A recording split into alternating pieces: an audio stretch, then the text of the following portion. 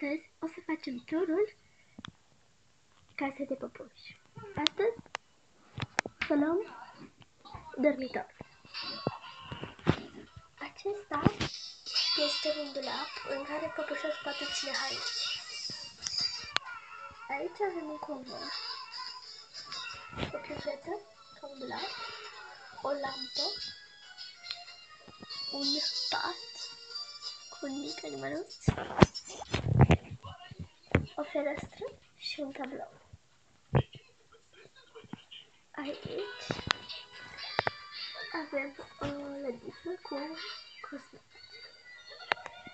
Și cam așa arată dormitorul păpușei mele Barbie. Dacă v-a plăcut, like, comment și abonați-vă la canalul meu. Ne vedem în următorul video. Pa!